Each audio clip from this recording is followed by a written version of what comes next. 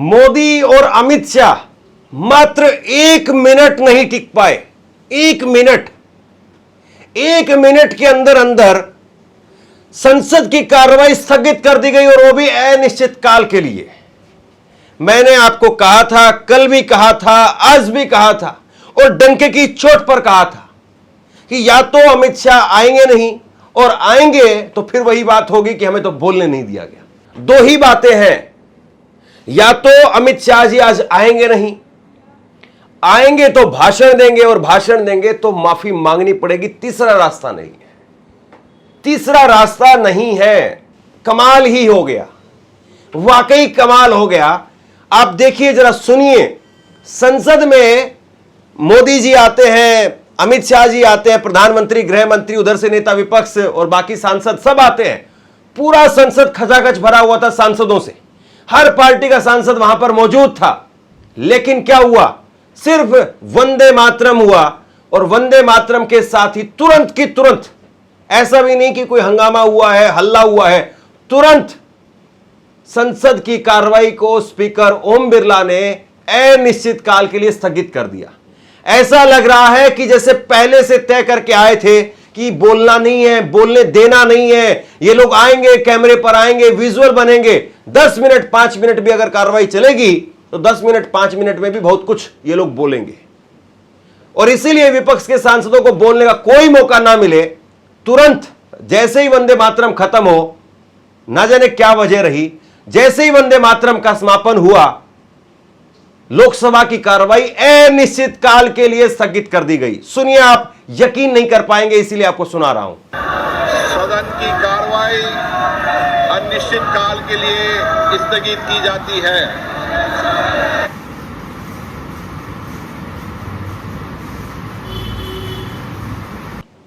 अब जैसे ही ये मैंने देखा, मुझे यकीन नहीं हुआ कि भाई ऐसा कैसे हो सकता है। थोड़ी बहुत देर तो कम से कम प्रधानमंत्री बोलते, थोड़ी बहुत देर तो गृह मंत्री बोलते, कुछ तो अपनी सफाई में कहते। साहब कुछ नहीं कहा, एक शब्द नहीं बोल पाए, 1 मिनट नहीं रुके।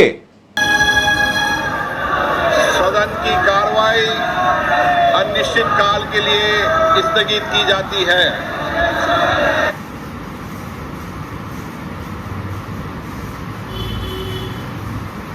अब जरा कुछ चीजें बहुत गौर से देखने की जरूरत है। मैंने आपको सुबह भी बताया था, कल भी बताया था, और वही हुआ है, तकरीबन वही हुआ है। और ये पहली बार है नरेंद्र मोदी के 25 साल के राजनीतिक कैरियर में कि इस तरीके से, चाहे वो विधानसभा में हो, चाहे वो संसद के अंदर हो, कभी इस तरीके से नरेंद्र मोदी सदन से वो बाहर नहीं निकले होंगे जिस तरीके से आज निकले। पूरा मानसून सत्र रह गया, चला गया साहब, पूरा बह गया एकदम। 20 तारीख से लेकर के और आज 13 अगस्त, एक दिन भी ऐसा लगा नहीं, एक दिन भी ऐसा दिखा नहीं कि अमित शाह साहब, नरेंद्र मोदी साहब, प्रधानमंत्री या गृह मंत्री कम से कम 1 घंटा रेगुलर, 2 घंटे रेगुलर बैठे हो। एक दिन भी ऐसा नहीं हुआ। देश के टैक्स पेयर की जो कमाई है कैसे जो है उड़ाई जा रही है, और सत्ताधारी पार्टी, अगर विपक्ष वहां पर वॉकआउट करता, कम से कम आप अपनी बात कहते, आप कहते, अपनी बात बताते, लेकिन साहब आप तो कैसे भाग खड़े हुए। कितना शर्मनाक है ये। और जयराम रमेश ने बाकायदा ट्वीट किया है। जयराम रमेश ने कहा है कि पहली बार ऐसा हो रहा है 1952 के बाद, पहली बार ऐसा हो रहा है कि पूरे सत्र के दौरान लोकसभा या राज्यसभा में ना तो प्रधानमंत्री मौजूद थे और ना ही गृह मंत्री मौजूद थे।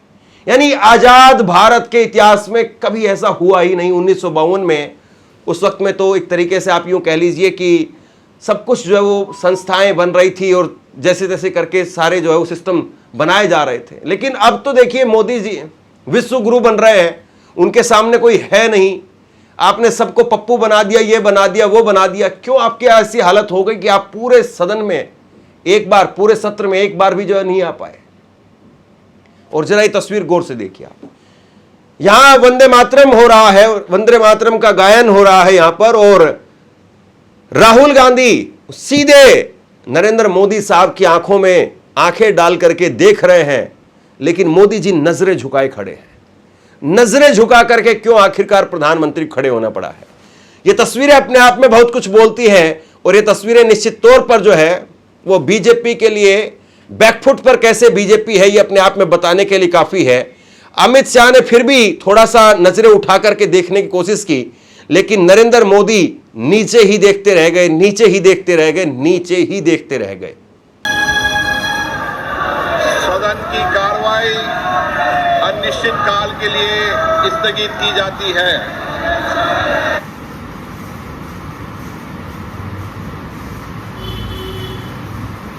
इसके बाद में एक तस्वीर मैं आपको और दिखाता हूं, जरा फिर से एक तस्वीर और देखिए आप।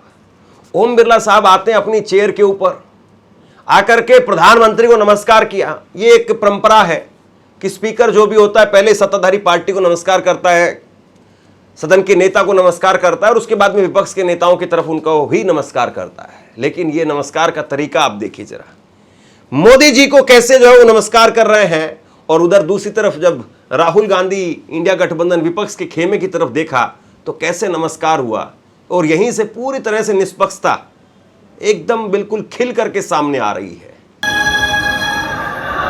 सदन की कार्रवाई अनिश्चित काल के लिए स्थगित की जाती है।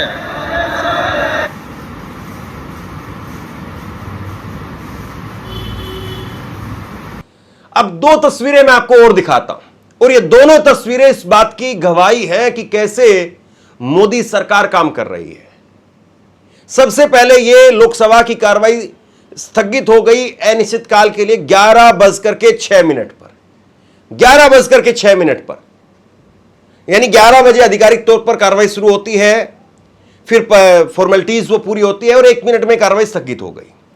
और उसके बाद में ये आप देखिए राज्यसभा की कार्रवाई 12:06 पर अनिश्चितकाल के लिए स्थगित कर दी गई।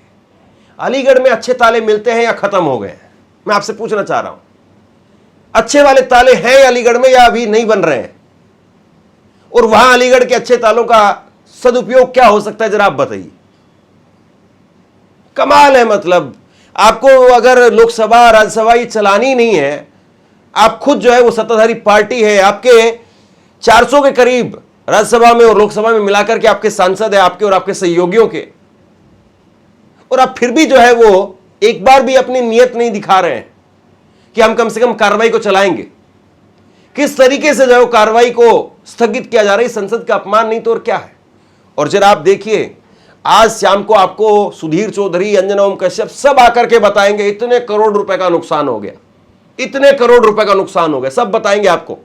सुधीर चौधरी 10 फायदे 10 नुकसान बताएंगे, मोदी जी ने किस तरीके से कैसे सदन चलाने की कोशिश की और इन्होंने कैसे वो कर दिया। लेकिन मैं आपको बताता हूं, आप देखिए जरा, सुषमा स्वराज और अरुण जेटली वो विपक्ष में थे, वो कह रहे थे कि अगर सदन की कार्रवाई नहीं चलती तो फायदा है इसमें।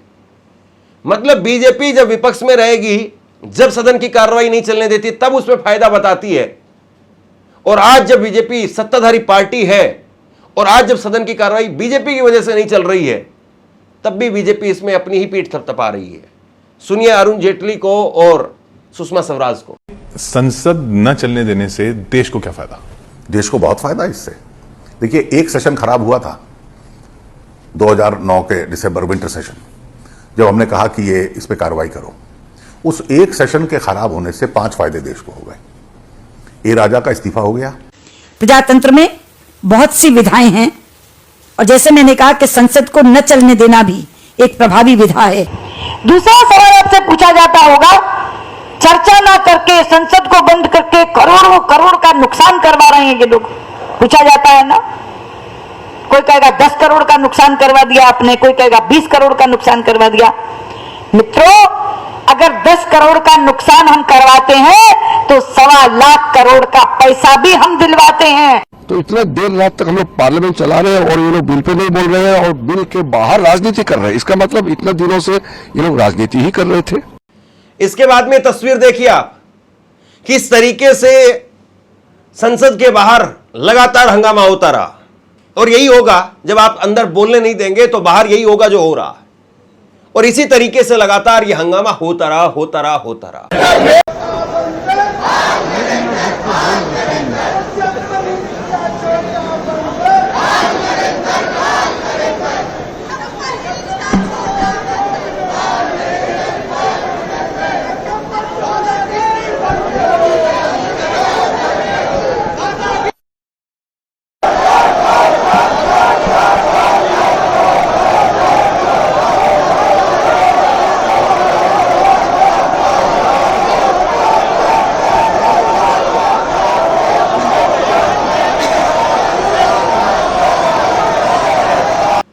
राम मंदिर चंदा चोरी यह सबसे बड़ा मुद्दा था, छात्रों पर गोली किसने चलवाई यह सबसे बड़ा मुद्दा था, और दो मुद्दे ऐसे जिस पर बीजेपी जवाब नहीं दे सकती, और दो मुद्दे ऐसे जिस पर सवाल सीधे मोदी और शाह से पूछे जा रहे थे।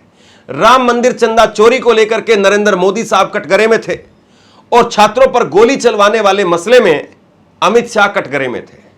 और दोनों ही मुद्दों पर अमित शाह और मोदी कितने बड़े नेता हैं, कितनी बड़ी छाती है, सब दिखाई दे गया।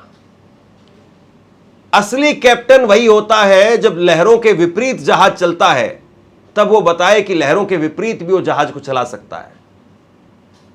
लहरों के साथ तो बहुत लोग दौड़ते हैं, लहरों के साथ तो बहुत लोग चलते हैं, लेकिन लहरों के खिलाफ जहाज को जो चलाए असली कैप्टन वही है। लेकिन आप कैसे भाग खड़े हुए हैं, ये तस्वीरें तो हमेशा हमेशा के लिए दर्ज हो गई। ये तस्वीरें तो अपने आप में बहुत कुछ कहती है। और क्या राहुल गांधी ने जो कहा था कल कि मोदी जी आ ही नहीं सकते, अमित शाह आ ही नहीं सकते हैं, 56 इंच का सीना उनका नजर आ गया, वो सही कहा था। अब देखिए जरा, मैं कल जो आज सुबह भी कल भी लगातार मैं कह रहा था, उसका एक छोटा सा हिस्सा मैं आपको दिखाता हूं। मैंने कहा था कि अमित शाह जी आएंगे तो या तो माफी मांगेंगे और या फिर वो कहेंगे कि हमें बोलने नहीं दिया गया, तीसरा और कोई ऑप्शन नहीं है, और वही होता हुआ नजर आया। और अमित शाह को सामने आना पड़ेगा, माफी मांगनी पड़ेगी। अमित शाह कल सामने भी आए, लेकिन कल कैमरे के सामने आए, एएनआई और पीटीआई के कैमरे के सामने आए। और आज मैं कह रहा हूं सुबह 9 बजे का वक्त है, 13 तारीख है, और आज मानसून सत्र का आखिरी दिन है। चंद घंटे हैं सिर्फ, और चंद घंटे पहले मैं ये बात कह रहा हूं फिर से, और ये जब बात होगी तब ये वीडियो का हिस्सा मैं कट करके अलग से आपको फिर दिखाऊंगा। अमित शाह आज माफी मांगेंगे। देश की संसद में अमित शाह जी को आना पड़ेगा। दो ही बातें हैं, या तो अमित शाह जी आज आएंगे नहीं, आएंगे तो भाषण देंगे, और भाषण देंगे तो माफी मांगनी पड़ेगी। तीसरा रास्ता नहीं है, तीसरा रास्ता नहीं है। और अगर तीसरा रास्ता बना दिया गया तो फिर वो बड़ी मुश्किल खड़ी कर देगा। अब बताइए क्या कहा जाए। मोदी जी, अमित शाह, चाणक्य, ये वो दुनिया भर की बातें कही जाती थी, लेकिन आज 6ठी क्लास का बच्चा भी डिकोड कर सकता है। और मैं कोई भविष्यवक्ता नहीं हूं, मैं विज्ञान का विद्यार्थी हूं। हमेशा जो चीजें होती हैं उनको ही डिकोड करने की कोशिश करता हूं। लेकिन यह सच्चाई है कि आज सरकार पूरी तरह से डिकोड हो चुकी है। और डिकोड यही है कि साहब, जैसे ही प्रेशर आता है मोदी और अमित शाह नजर नहीं आते। जैसे ही प्रेशर आता है, पिच खराब होती है, तो मोदी और अमित शाह वहां पर नजर नहीं आते। राष्ट्रीय अध्यक्ष की सीट बीजेपी हार गई, संसद के अंदर बीजेपी नहीं आ पा रही। आप सोचिए कितना बड़ा मसला है ये। और क्या आगे बीजेपी के लिए अच्छे दिन हैं या बुरे दिनों की शुरुआत हो गई है, विदाई यहां से हो रही है? सवाल ये। शेयर कीजिए इस खबर को, और आप क्या सोचते हैं नीचे कमेंट सेक्शन में लिख करके जरूर बताइए। इस वीडियो को लाइक कीजिए और चैनल को जरूर सब्सक्राइब कीजिए। शुक्रिया, थैंक यू।